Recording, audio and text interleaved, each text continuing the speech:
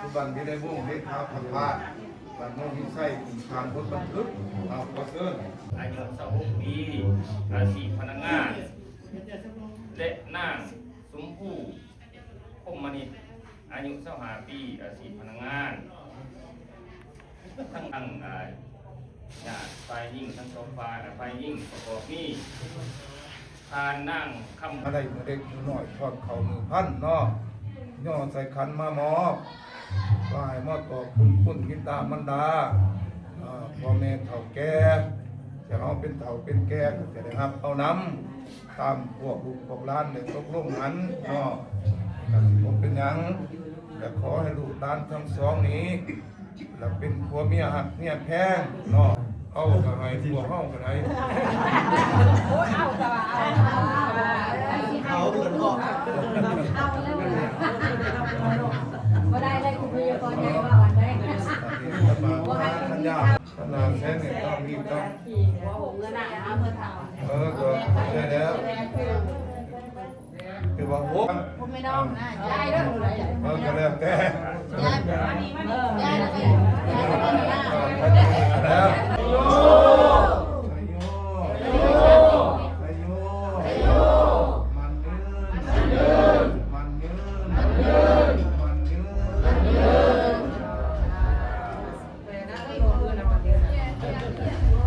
นะโมตัสสะภะคะวะโตอะระหะโตสัมมาสัมพุทธัสสะนะโมตัสสะภะคะวะโตอะระหะโตจันทันไม่มีแม่ทันไม่แก้วเท่าแก่คุณไม่แก้วถึงในแดนภาควันมีท่านฝ่ายผูกแขนแฟนใส่คอยบัดน้อยซอยสังวานตรงคืนน้องเมียตรงคืนหัวนี่ก็ปฏิบัติตามผิดตามพ้องแต่พ้องนี่พ้อง12อะไรนั่นเองอีก12กระตานพ้อง14กระตานพ้อง14ที่คนเขาที่ว่าตั้งแต่พวกหัวมันพอที่3ให้จบเวลามาขอกกระลุกเด้อก็คือเขายังมาไหนพอที่4นี้มอบให้เมียเป็นแม่เพื่อนหาเงินหาคำมาแล้วมอบให้เมียเป็นความสมบัติษาใส่สิใจเป็นยังทำยังปรึกษาหารือกันลูกหลานเลยผมว่าแล้วผมชื่อจะดีที่รถไปรถทัวร์กับเต็มที่ได้นอกต้องไปถือแหนนอกเอาต้องรักษาพอที่หานี้ทำไมร้านสอบเรื่องสัมภาษณ์ให้เมียในเรื่องราวเด้อทำไมมันจบงามเด้ออันนั้นหาขอเก่าเรื่องร้านเด้อบานีถูกเป็นเมียเนาะ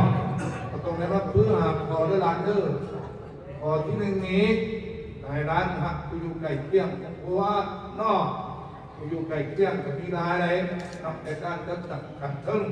มูกองพี่น้องครอบครัวทั้งนี้นอกมีเชี่ยวเลยเกินนะแต่ระวังในร้านเลยก็มือมีเชี่ยวไรเชี่ยวอะไรเชี่ยวคอซอกกับมีเชี่ยวกอกหลอกกับมีเชี่ยวสวมคงหัวมึนเอาคำเชี่ยวเราคงกับมีเนาะพุทธพยาไทยลูกหลานเลยเนาะเจ้าทรงในเพิ่งแย่งแล้วซ้อมมากกับให้พักผู้ให้กำเนิดของตัวให้กำเนิดของพ่อคือปู่คือยาคือป่าคือลุงคืออ้าวคืออา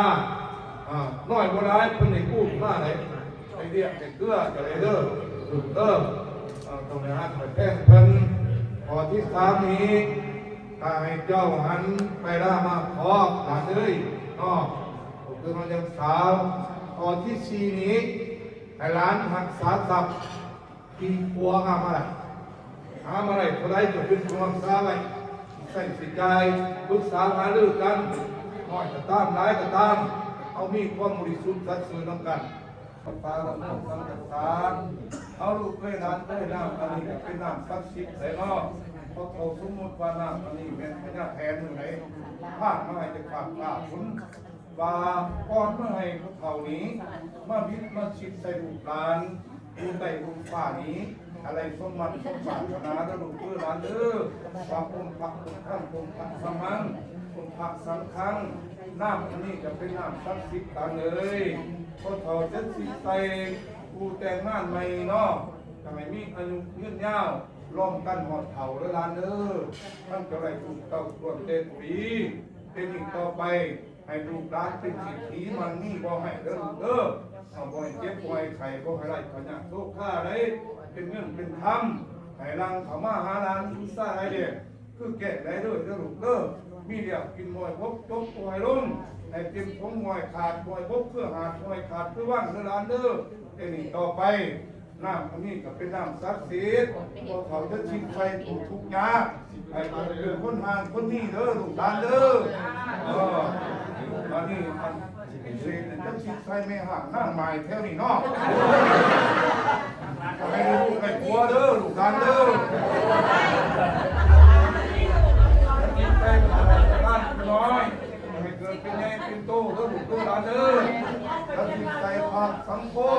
ให้เกิดเป็นพระตอดแก้วเด้อลูกเด้อหลานเอ้ยผู้เฒ่าจะชิงไฟผู้เฒ่าแก่แล้วให้มีอายุมันวันยืนพระองค์เด้ออามุนี่มันนี่ขับพูดมันยืนมันยืนนานส่วนร้านคุณร้านคุณร้านเห็นคุณพ่อคุณแม่ได้หลายเด้อเดี๋ยวนี้เจ้ามาสร้างเป็นครอบครัวได้หลายเลยขอให้เจ้าไรเป็นไงเรื่องหมดสักขีได้หลายเด้อก็สร้างเป็นครอบครัวแล้วขอให้เจ้ามีอำนาจควบคุมของเขตจักรวาลได้หลายเด้อเดี๋ยวนี้ต่อไปฟุ้งจนมานบ่อยมาบังเบียดกันเด้อลูกเด้อเจ้าเฮ็ดเบียดเฮ็ดทานบ่อยมีผู้คิดเครียดต่อเสียดยิ่งฆ่ากันเด้อลูกเด้อเจ้าเฮ็ดเบียดเฮ็ดงานให้เจ้ามีปัญญาเลี้ยวสลาดตลุเลิกป้องขาด้วยลำขนาดแต่เห็นจะนี่ต่อไปพอกมองเห็นมวยหูเด้อหลานเด้อย่ำอยู่มีไส้ย่ำไปมีโซ่ของบ่ให้มาข้างบ้านบ่ให้มาต้องเด้อลูกเด้ออุปสรรคขัดของบ่อยนี้จะนี่ต่อไปขอให้หลานตรงนี้ละตรงนี้ใส่สมแดงตัวทงแห่งโลกาจันทโลกธรรมะอันนี้วันนามสุขาพละมันยืน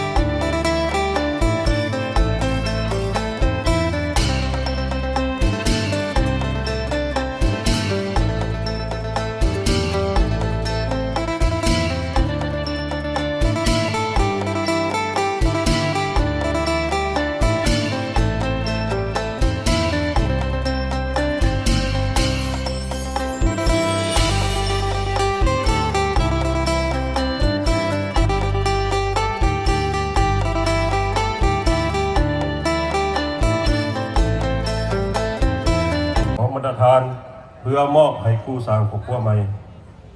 ขอให้ครูสร้างครอบครัวใหม่จงมีแต่ความสุขสมหวังในชีวิตครูจนเท่ากาลนานอีกทีหนึ่งพวกข้าพเจ้าขอแสดงความผูบุญคุณอย่างลงรวมยกดอกดื่มรวมรับประทานอาหารและรวมมวลซืนให้แก่ครูสร้างครอบครัวใหม่ด้วยขอเพียรเชิญขอขอบใจ